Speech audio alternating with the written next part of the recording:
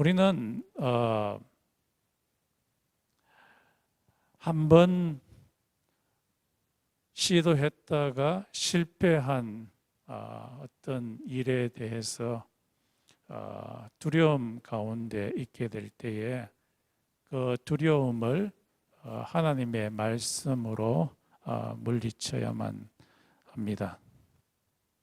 지금 이스라엘 백성들은 한번 전투에서 아이성 전투에서 깨어졌습니다.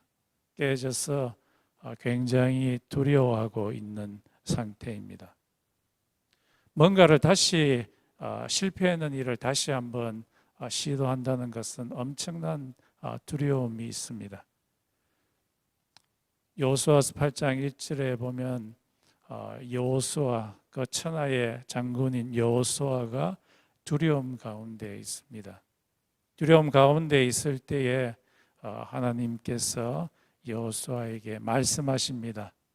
두려워 말라. 두려워 말라. 여호수아야, 내가 이 산지를, 이 성을 너에게 벌써 주었노라. 과거 완료 시제로 사용을 하십니다. 다 주었으니까 걱정하지 말고 이번에는 올라가라. 이 하나님의 격려의 말씀, 하나님의 말씀이 임하게 될 때 여호수아의 마음속에 있던 두려움이 사그라지고 다시 한번 일어날 수 있는 용기를 갖게 되었습니다. 마찬가지로 우리도 마찬가지입니다.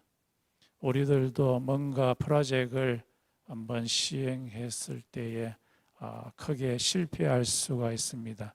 그때 우리에게 다가오는 것은 두려움입니다. 이때 우리가 해야 할 일은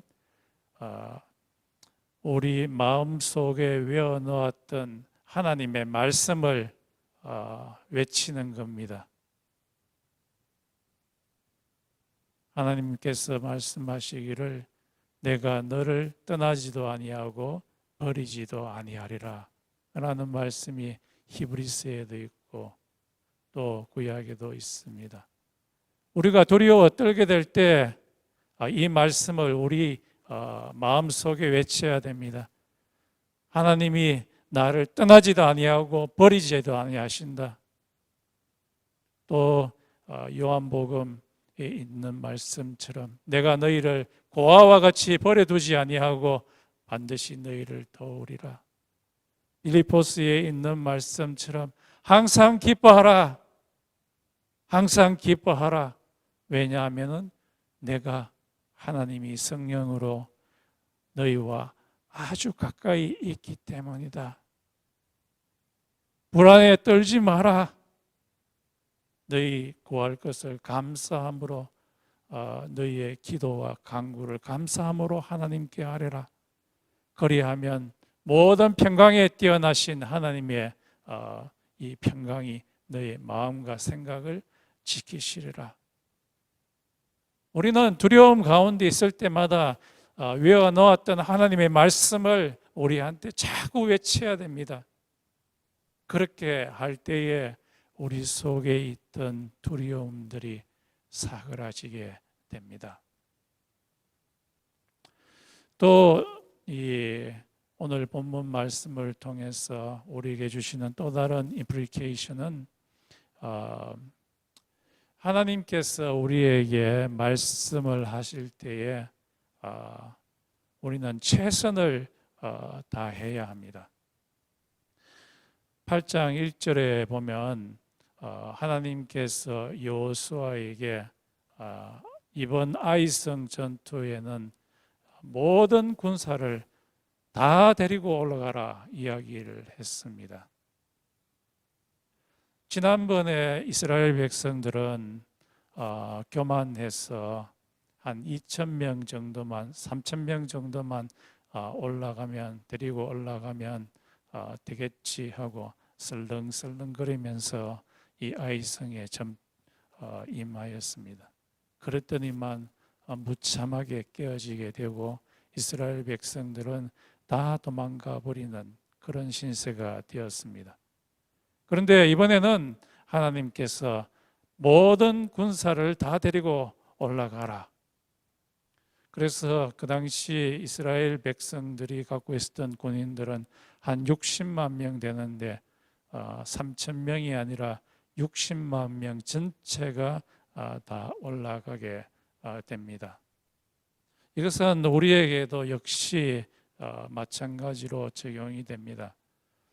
우리들은 다 영적 전쟁 가운데 있습니다.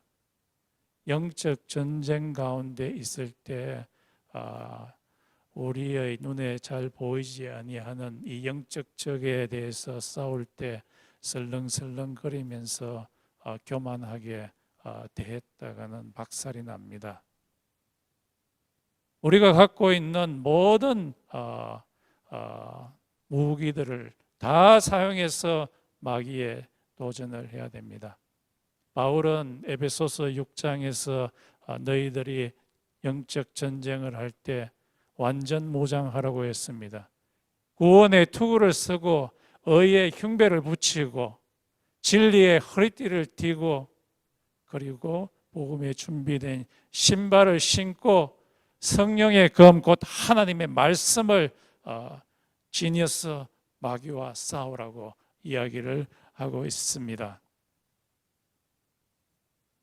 설렁설렁 거려가지고는 영적 전쟁에서 이길 수가 없습니다.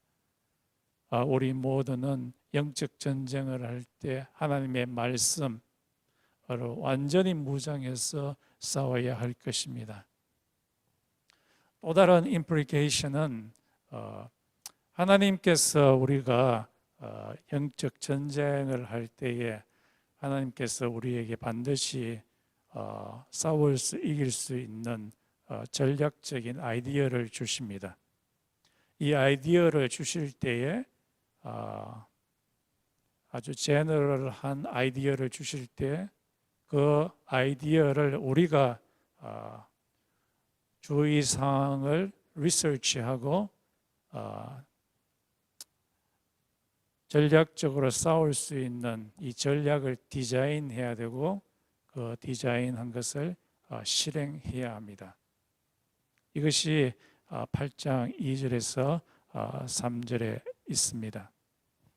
8장 2절에 보면 지금 이스라엘 백성들이 깨진 상태에서 하나님께서 여호수아에게 말씀하십니다.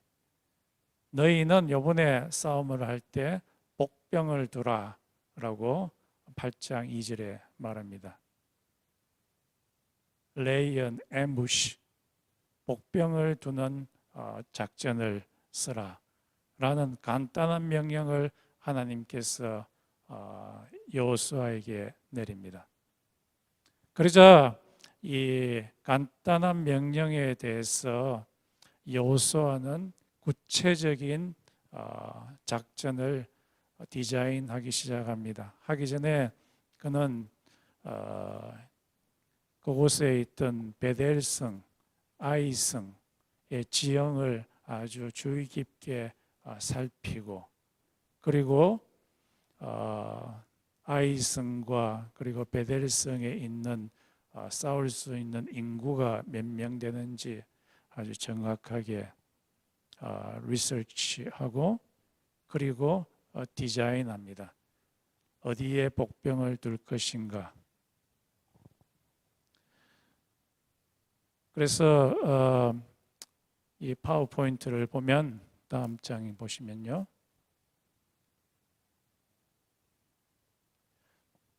복병을 두는데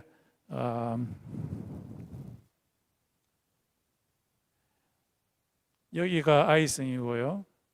그리고 이쪽이 베델성입니다. 두 군데가 있는데 여호수아는 먼저 주력 부대를 여기에 두고요. 그리고 아이성 서쪽에 3만 명의 복병을 두고 그리고 여기에 5천 명의 복병을 베델성과 아이성 사이에 둡니다.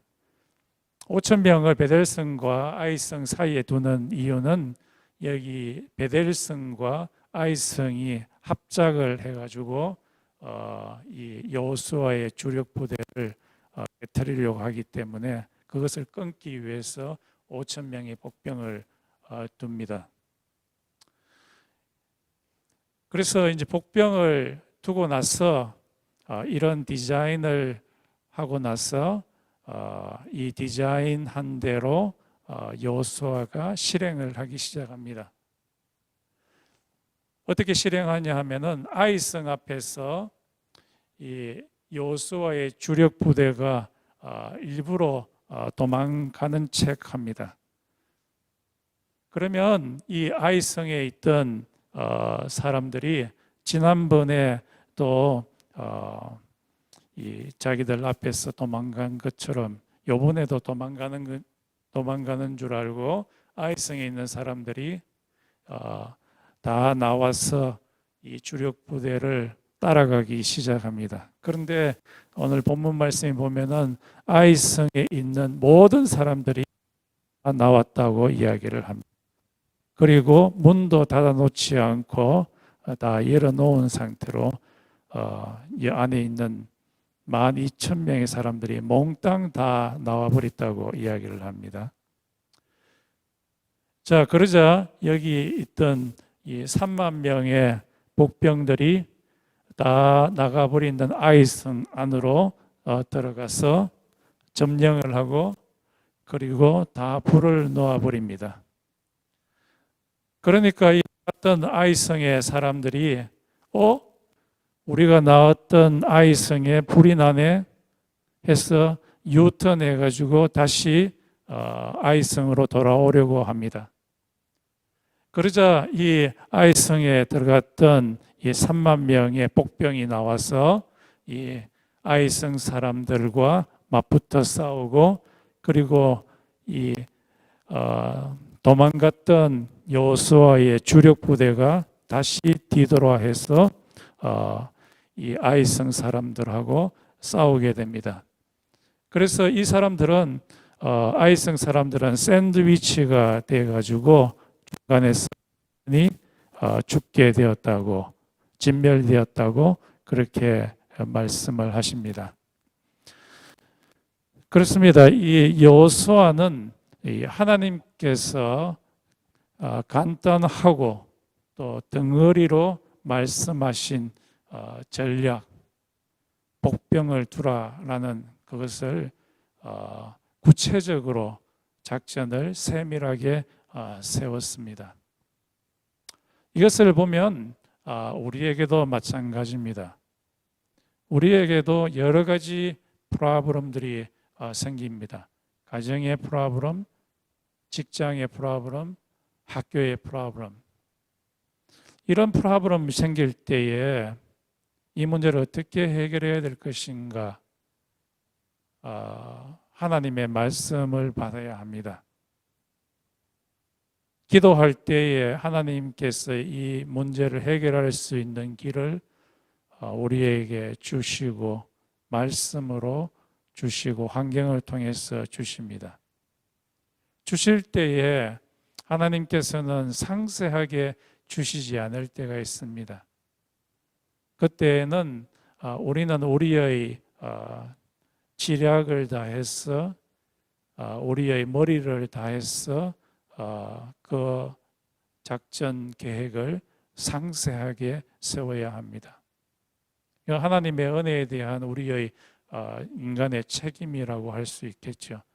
하나님께서 다 해버리시니까 나는 아무것도 할 것이 없다라고 그렇게 생각해서는 안 되고 하나님께서는 반드시 해결할 수 있는 길을 주실 때에 우리는 그 계획에 대해서 조금 더 디테일하게 구체적으로 이 작전 명령을 디자인해야 되고 그리고 그것을 실행해야 됩니다. 이것은 우리 신앙의 세계뿐만 아니라 또 사업하는 경영의 세계에도 많이 일어나죠. 학문의 세계에도 일어납니다. R&D라고 Research and Design. 이것이 우리 신앙의 세계에도 그대로 일어나게 됩니다. 지금 여호수아는 이 전략을 사용할 때에 옛날에 사용했는 방법을 그대로 답습하지 않습니다. 여리고성을 점령할 때에는 그 방법이 뭐였지요? 여리고성을 빙빙 도는 것이었습니다. 6일 동안 하루에 한 바퀴 돌고, 그리고 마지막 날에는 6바퀴 돌고 7바퀴 돌고, 그리고 외치게 되었을 때에 하나님께서 그 성을 무너뜨려 주었는데, 이번에 사용하는 방법은 직접 사람이 이것을 복병을 듬으로 아이성 사람들을 공격하는 것이었습니다. 그래서 이것을 보면 우리들도 역시 우리에게 문제가 생기게 될 때 옛날에 저런 식으로 했으니까 해결이 되었지, 그렇게 생각해서는 되지 아니하고 새로운 문제에 대해서는 새로운 방법을 하나님으로부터 받고 작전을 세워야 합니다. 조지 카바라는 사람이 있었는데요. 미국에서 목화가 재배하기 시작한 것은 1700년대 후반부터 목화를 재배했습니다. 처음에 미국에 있는 농부들이 목화를 재배했을 때는 특히 여기 알라바마하고 그다음에 조지아 이쪽에 목화밭이 많은데요. 그때 목화를 재배했을 때 목화가 아주 잘 되었습니다. 처음에는 잘 되었는데 점점 시간이 지나가면서 목화 재배가 시들시들해지기 시작했습니다. 급기야는 1900년대 초에 아주 못된 벌레가 이 목화에 덤벼들어 가지고 목화 재배가 완전히 비즈니스가 망하게 되었습니다. 이 문제를 도대체 어떻게 해결해야 될 것인가? 새로운 작전이 필요로 했습니다. 옛날 방식대로 또 심으면은 되지 않게 됩니다. 그래서 이 문제를 해결하기 위해서 농경학자인 조지 카버라는 사람이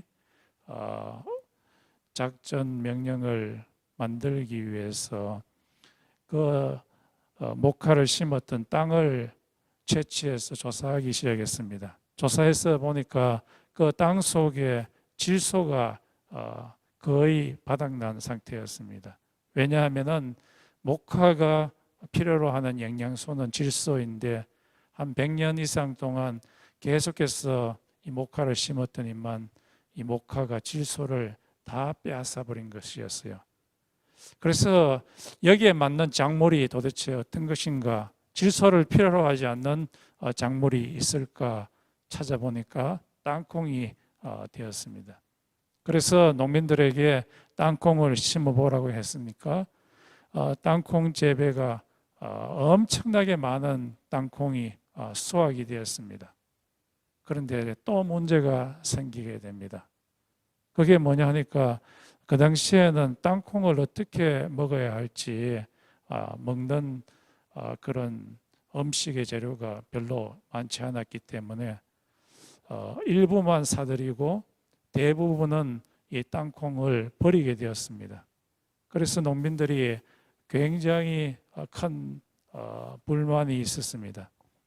그래서 이 조지 카바는 이 문제를 해결하기 위해서 하나님한테 묻습니다. 하나님, 지금 이 농민들이 불평이 많습니다. 하나님, 도대체 당신은 왜 하라 합니까?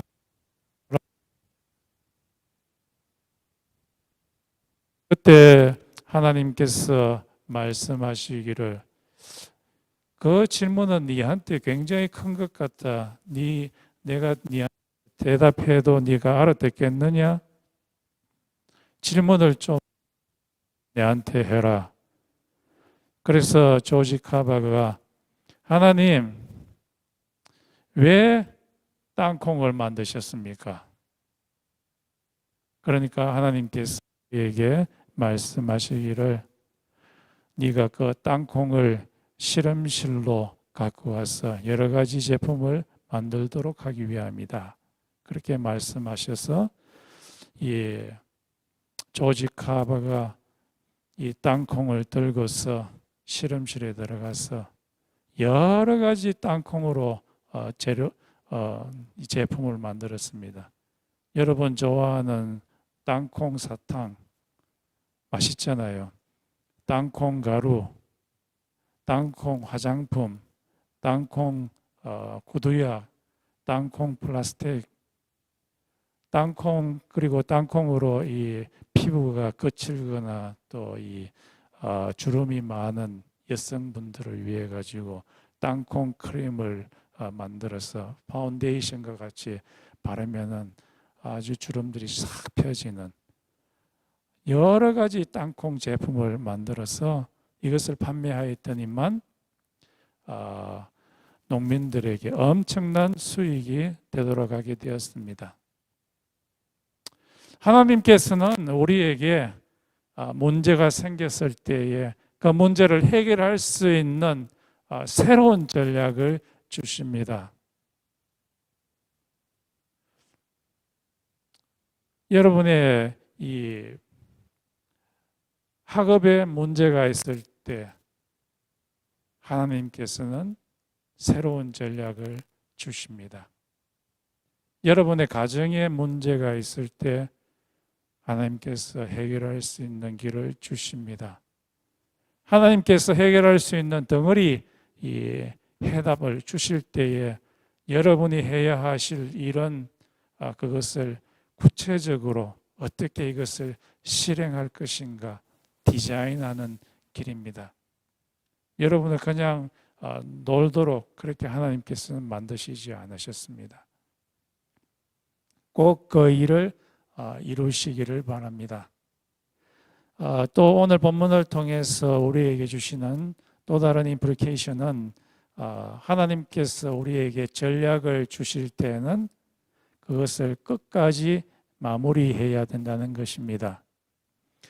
8장 26절에 보면 여호수아가 단창을 들었는데 그 단창을 전쟁이 끝날 때까지 내리지 아니하였다라는 그 말이 있습니다.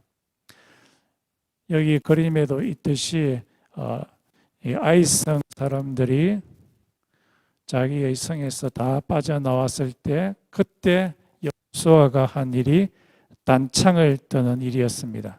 단창을 탁 들었을 때 숨어있던 복병들이 나와서 싸우기 시작했습니다. 이 싸움이 끝나기까지 사람은 여호수아는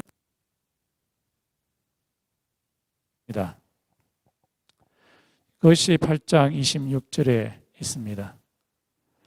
이것은 지도자가 갖추어야 할 덕목에 대해서 이야기하는 것입니다.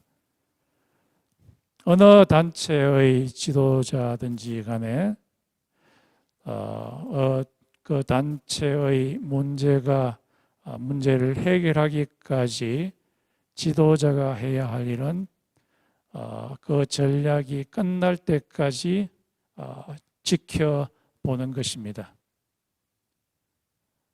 어떤 지도자는 그냥 눈도장만 한번 하고 그냥 가버리는 경우가 있는데 그것은 좋지 않은 지도자의 모습입니다.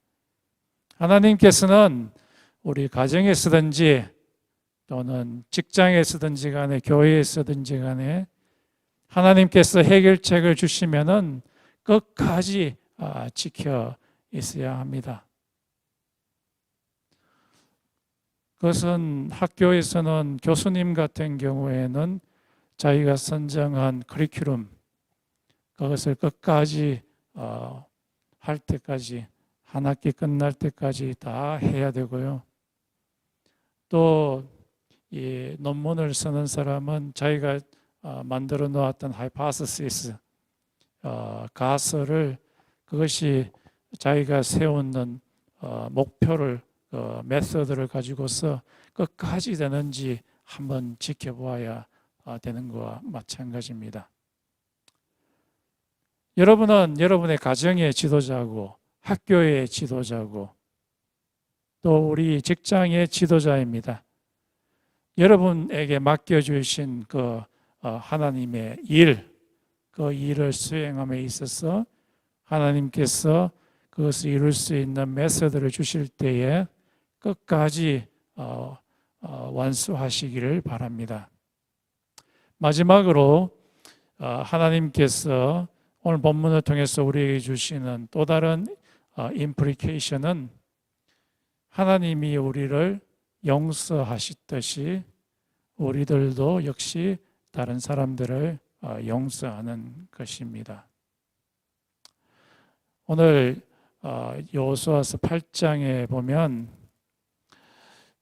하나님께서는 여호수아서 7장에서 이스라엘 백성들이 속죄제를 다 드리고 나서 자기들의 잘못을 다 치르고 나서 그리고 8장에 가서는 하나님께서 그들에 대해서는 더 이상 원한을 품지 아니하고 그들에게 자비를 베풀어 주시는 모습을 볼 수 있습니다.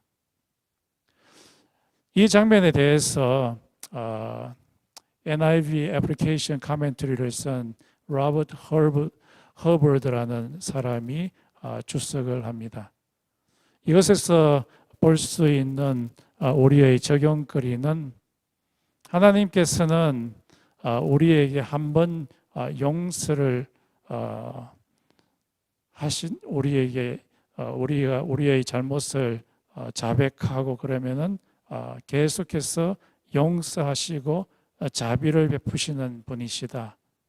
이 하나님의 캐릭터와 마찬가지로 우리들도 역시 우리에게 상처 준 자를 용서해야 된다라고 그렇게 주석을 했습니다. 우리가 남들을 용서하지 않으면은 하나님께서도 우리의 죄를 용서하지 않습니다. 이것이 마태복음 6장 12절에 있는 말씀입니다. 우리 한글 성경에는 우리가 우리에게 죄 지은 자를 용서한 같이 우리의 죄를 용서하여 주옵시고 우리가 죄를 용서하고 이것이 원칙이 되어서 하나님께서 우리를 용서하는 것 같이 되어 있지만은 이것을 말씀하신 예수님의 그 아람어를 번역하면은 이렇게 됩니다. 하나님, 우리의 죄를 용서하여 주십시오. 그러면은 동시에 우리들도 우리에게 죄 지은 자를 용서하겠습니다. 이 말을 조금 더 풀어서 마태복음 6장 14절에서 15절에 예수님께서 더 쉽게 풀이합니다. 만약 내가 너희를 용서하면 너희들은 다른 사람을 용서해야 된다. 너희가 중심으로 남들을 용서하지 아니하면 나도 역시 너희를 용서하지 아니할 것이다 라고 마태복음 6장 14절에서 15절에 말씀하십니다. 그리고 나서 예수님께서는 조금 더 이것을 구체적으로 마태복음 18장에서 이야기하십니다. 1만 달란트 빚진 자와 그리고 100데나리온 빚진 자 이야기에서 이야기를 합니다. 어떤 한 나라에 신하가 있었는데 이 신하가 왕에게 1만 달란트를 빚을 졌습니다. 1만 달란트라고 하면은 요즘으로 말하면은 한 $1 빌리언 정도 된다고 하네요. 엄청나게 많은 돈이죠. 우리의 머리로서 잘 헤아릴 수 없는 그런 돈을 이 신하가 왕에게 빚을 졌습니다. 그래서 왕이 그 신하에게 그 빚을 다 갚아라. 네 자식도 팔고 너 마누라도 팔고 네가 갖고 있는 모든 재산을 다 팔아서 갚아라 하니까 신하가 왕이시여 굽어 살피시사 나를 용서해 주세요. 그래서 그렇게 하니까 왕이 너무 불쌍해 가지고 그 신하의 모든 빚을 다 탕감해 주었습니다. 엄청나게 많은 빚이었죠. 빚을 탕감받았는 이 1만 달란트 빚진 이 신하가 밖에 나왔는데 자기 친구를 만났습니다. 이 친구는 자기에게 100 데나리온을 빚진 자였습니다. 보자마자 그의 멱살을 잡고 돈을 갚아라. 돈이 없다고 하니까 그 친구를 감옥에다가 처박아 넣어버렸습니다. 이 소식을 왕이 듣고 너무 화가 나가지고 1만 달란트 빚진 자를 잡아오라 하고는 감옥에 넣으면서 네가 그 돈을 다 갚기 전에는 네가 이 감옥에서 나오지 못할 것이다. 네가 100데나리온 빚진 자를 빚을 용서하지 않았기 때문에 나도 너의 빚진 것을 용서하지 않을 것이다. 받고 다시 돌아간다. 이 비유에서 우리에게 말씀하시는 것은 우리가 우리에게 상처를 준 자를 용서하지 아니하면 하나님께서도 우리의 죄를 용서하지 않을 것이라는 것. 옛날에 용서해놨는 거 다 무효. 다 무효. 그렇게 되면 어떻게 됩니까? 우리가 하나님한테 빚지고 죄 지었는 것들이 한두 가지입니까? 1만 달란트처럼 엄청나게 많습니다. 남의 죄를 용서하지 않은 채 하나님한테 우리 죄를 용서해 달라고 계속해서 이야기하는 것은 계속해서 우리의 죄를 들추어내는 것이고 그것 때문에 우리에게 저주가 계속해서 오는 것입니다. 그래서 남의 죄를 용서하지 않은 채 이 주기도문을 계속해서 한다는 것은 계속해서 우리에게 저주가 쌓이는 저주 기도가 되는 것입니다. 하나님께서는 우리가 우리에게 상처를 준 자를 용서하시기를 원합니다. 그것이 여러분이 죄 용서받을 수 있는 길입니다. 데이비드라고 하는 한 청년이 있었는데 이 청년의 아버지는 주한미군이었고 또한 그의 어머니는 한국에서 만났는 어머니입니다. 이 두 분이 한국에서의 생활을 마치고 미국으로 들어오게 되었을 때에 처음에는 아주 오손도손하게 잘 살게 되었지만은 이 아버지가 바람을 피우기 시작했습니다. 그래서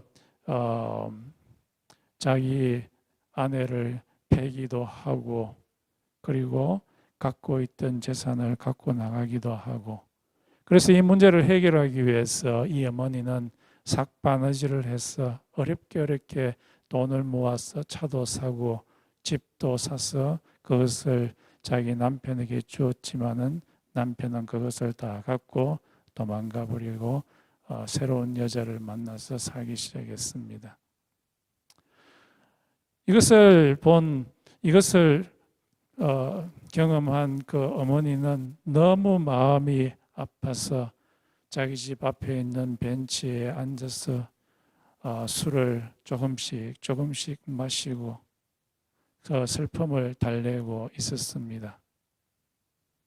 그리고 나서 이 데이브는 대학교에 가게 됐는데 대학교에 갔을 때에 자기 어머니가 너무 불쌍한 거예요. 그래서 이 어머니를 내가 기쁘게 해주는 그 일을 해야겠다 해서 아르바이트도 하고 열심히 일을 했는데 어느 날 소식이 들려왔습니다. 자기 어머니가 술 취한 채로 운전을 하다가 사고로 돌아가셨다는 그 말을 듣게 됩니다. 그 말을 들었을 때 이 데이비의 마음에는 자기 아버지에 대한 미움과 원망과 도저히 용서하지 못한다는 그 마음이 일어났습니다. 하늘을 향해서 하나님, 이 아버지를 좀 어떻게 해 주십시오. 막 이 울분에 차서 그렇게 이야기를 했는데 얼마 지나지 않았어 자기가 하나님의 말씀 앞에서 자기의 모습이 어떤가 살펴보니까 1만 달란트 빚진 자처럼 자기가 얼마나 더러운 죄인인지 하나님 앞에 알게 되고 하나님한테 용서를 구했습니다. 그리고 나서 자기 아버지에게 찾아갔습니다. 찾아가서 말하기를 아버지를 용서합니다. 그리고 아버지가 만약에 돌아가시면은 아버지가 지금 사귀고 있는 그 여자분을 제 어머니로 모시고 집에 와서 평생을 살도록 하겠습니다. 그렇게 이야기를 했어요. 그러자 그 말을 들었던 그 아버지의 눈에는 눈물이 나고 그 아이를 끄안으면서 네가 믿는 하나님을 나의 하나님으로 믿겠다라고 그렇게 이야기를 했습니다. 실제로 그의 아버지가 돌아가시고 나서 그 새 어머니를 데리고 와서 살게 되는 역사가 일어났습니다. 이 용서를 통해서 하나님과 이 데이비의 사이에 담이 허물어지고 샬롬이 생기고 그의 아버지와의 담이 무너지고 샬롬이 생기게 되었습니다. 우리가 우리에게 빚진 자를 용서하게 될 때 하나님께서도 우리를 용서하십니다. 여러분을 괴롭히는 이웃이 있습니까? 그 이웃을 용서하십시오. 여러분을 속삭이는 남편이나 아내가 있습니까? 남편이나 아내를 용서하십시오. 여러분을 괴롭히는 비즈니스 동료들이 있습니까? 그 사람을 용서하십시오. 여러분을 속삭이는 아들이나 딸이 있습니까? 용서하십시오. 용서하게 될 때 기적이 우리의 삶 가운데 일어나게 됩니다. 용서한다는 것은 굉장히 어렵습니다. 그러나 우리가 그것을 시도하게 될 때 하나님께서 반드시 도와주십니다. 이 시간 우리 함께 기도하겠습니다. 우리의 삶의 현장에 도저히 용서할 수 없는 사람들이 많이 있습니다. 그러나 하나님께서 우리에게 말씀하시기를 우리가 용서하려고 하면 하나님께서 반드시 도와주신다고 하십니다. 여러분의 속으로 한 사람 한 사람의 얼굴을 떠올리며 용서하십시오. 또 오늘 말씀처럼 우리의 삶 가운데 여러 가지 문제가 봉착됩니다. 이 문제를 해결할 수 있는 길은 하나님이십니다. 하나님께서 우리에게 그 해결할 수 있는 길을 달라고 다 같이 한번 기도드리겠습니다.